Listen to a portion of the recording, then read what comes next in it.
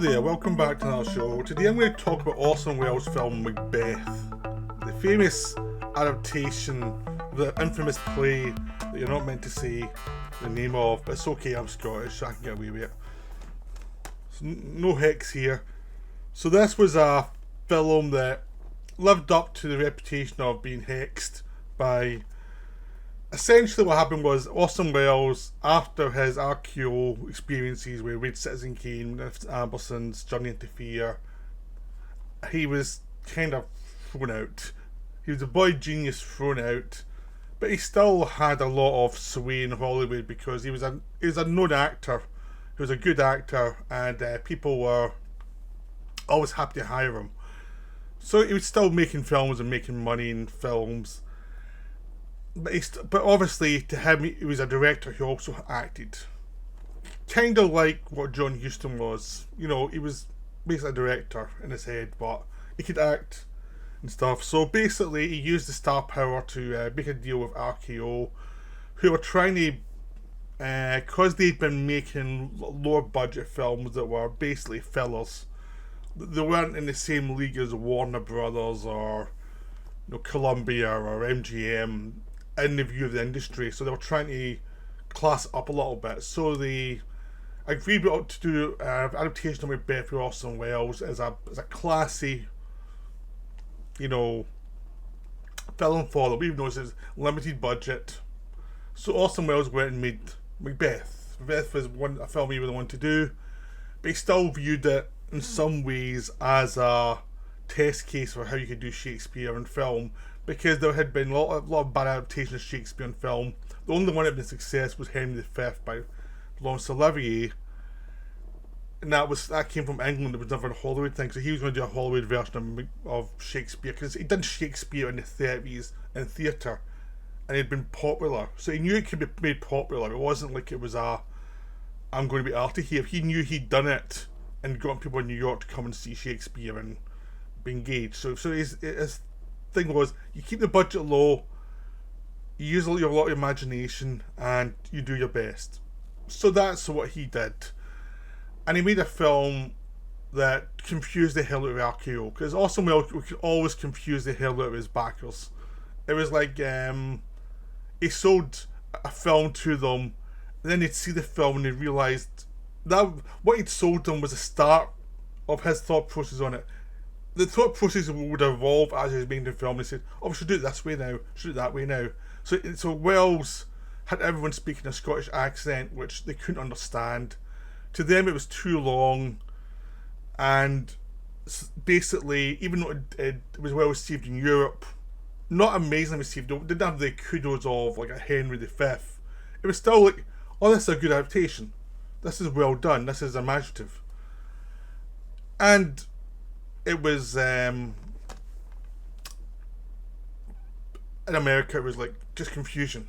What the hell do we do with this? So they got Wells to redub the Shakespeare in more American forms so people could understand it a bit better. It was cut down a bit, so it went from like almost 2 hours to about an hour 39 or 35 or something like that. It was, I'm not sure how much it was taken out, because I watched the long version. Now this French disc has both versions. You've got the director's version, and you've got the version released in America. I only watched the director's version. There's no point in watching a cut version of a film. This disc is the extras, but they're all in French, so I can't understand. I don't speak French, so I just got it for the films, because this is very hard to get hold of. Macbeth's a lot of Welsh stuff's hard to get hold of. It's getting better now, but in the past it was pretty hard to get hold of. So I got this years ago from Amazon France. So essentially, the Welsh version of Macbeth is viewed as an inferior version of the play. Not helped when Throne in the Blood came out in the 50s by Akira Kurosawa. It was like, that's amazing. And to be honest, I think it's not as good as or imaginative as the Welsh Macbeth, but we'll get to that. And essentially, the film was kind of ignored, and then it was kind of rediscovered as the original theatrical version from Europe, was put more in circulation. It was like, oh, this is really good. This is a really good film, and it should be better thought of. So it got a re-evaluation later. I'm not sure it was before or after Wells died, but he always had a kind of weird mixed view of it. He was like, it was his first attempt at Shakespearean film, and he'd go and do more with Othello, which took forever to make, and Chimes of Midnight, which I think he preferred those films to this one. I love this one. I'm not sure where the other ones rank compared to this one. This one ranks really high for me. It's easily my favourite Macbeth adaptation on screen. And even though you can tell they're low budget. There's low budget here. Everything's done in a set. You can tell the set is not made of the greatest material, but it's designed really well, and it's shot really well. So even though there are times when the sky, there's a backdrop in the sky, and there's something you see a little fold in the backdrop because it's not been pulled tight enough, because they're working on a low budget, and it's just like, that's the best they could do. There was a problem, so they did what they could. Even those things don't really matter. Wells is also annoyed by some of the costumes, because they had to get costumes. They couldn't afford to make costumes, so they just bring costumes from older films. So then they had to try and mix and match stuff and try and make them interesting. Which to me looked interesting. They weren't legitimately Scottish from whenever this was set, because there's a lot of tartan and stuff, and tartan's overplayed in Scottish things. It's much more of a like later period of Scotland where tartan really came in and became a kind of identity for Scotland, where before it wasn't a big thing. You know, not to the degree as from the 18th century onwards. This is like, it became the cliche. So there's a lot more too much tartan in the costumes, but the fact that it's in black and white sucks that out, so it doesn't look offensively bad. It's just when you see it now, you can see little bits of tartan, like, that feels off, and I think Wells would probably agree with that. But because it's shot in black and white, and he hides a lot by using high contrast, limited light, which probably helped him because this was shot very quickly.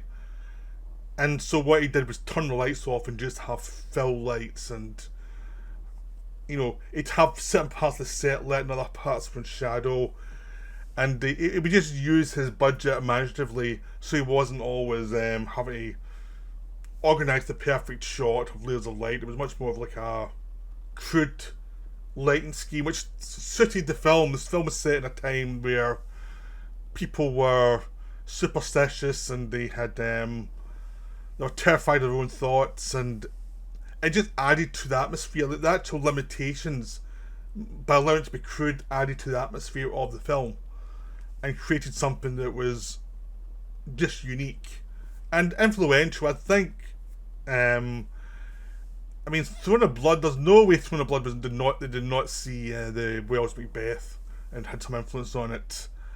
Just the attitude to Macbeth story was, it was like, it's a time of savagery, and people are going to behave savagely. And when you look at the Roman Polanski version of Macbeth, the savagery is still there, even though Polanski did his own thing with it. There's been other adaptations since then. I think this has been like a influence on like medieval films, just the way it's shot. There's also, the crowns are not normal crowns. They look more barbaric and more old-fashioned, come from an older, more pagan world. And the whole film feels more paganistic than, even though there are signs of Christianity have come into it, it's still got its roots in paganism. And that's what makes it fascinating. It's like it's going from one world to another. And you just sense that in the design and the way people act, and it works beautifully. What also works beautifully is the way Wells adapts the language. Now, he had to cut stuff out and adapt stuff and add things to bring Macbeth down to about an hour 45, because part of the running time was the thing you used to have in films where you'd get a bit of music over black to get people into the mood of the film. That was in the Wells cut, but it's not in the theatrical cut of America. So he did that added to a bit of the running time, but he compressed it to be simply about a guy in a superstitious time is given an omen of his upcoming greatness. He falls for the seduction of this omen, kills his own king, becomes king, and slowly goes mad and drives his wife mad with him. Even though they're both ambitious and they both have feelings of they need to push forward with their lives and do something, but there's also the both have consciences and a fight against their own conscience throughout the film and throughout the story. And that's what this film does best, because one of the problems with Macbeth is it's a archetypal story that is two halves, and the first half's always more it's usually stronger than the second half. First half where the guy's struggling with his addiction to power and his need for power and his need to succeed is always dramatic, and then when he gets what he wants, the second half is downfall. It tends to be anticlimactic because it's more like a guy self-destructing. It's a bit more boring to watch. Now, that structure still can be done well. I mean, if you look at the De Palma Scarface, which is basically Macbeth's story in lots of ways, it does the rise really well. Then the excess after it succeeded, it goes so far it becomes its own mood, so it works. But a lot of the time it doesn't work. But this one, what Wells does works really well, because it places the emphasis on psychology of what the characters are dealing with. They're not people who actually can understand all the psychology in like a Freudian sense or something. They understand what drives them, and they are conflicted, and they have doubts, and the mental process of it all is what's driving them. It's driving the story. That's what Wells focuses on, as well as having a supernatural feeling around. This sense of the supernatural world is indifferent to humanity. It's like, we'll tell you stuff and it's up to you what you do with it, and we don't particularly care either way. You're our entertainment. See, this whole world that doesn't really give a damn. It's basically nature looking at humanity, but it's given a supernatural bent. But the main import of the film is what this information does to people. Like, Macbeth sees it as a prod to move forward. And what Wells does is he has dialogue scenes with Macbeth and Lady Macbeth and Macbeth and Macduff and things like that, and he does all of that really well.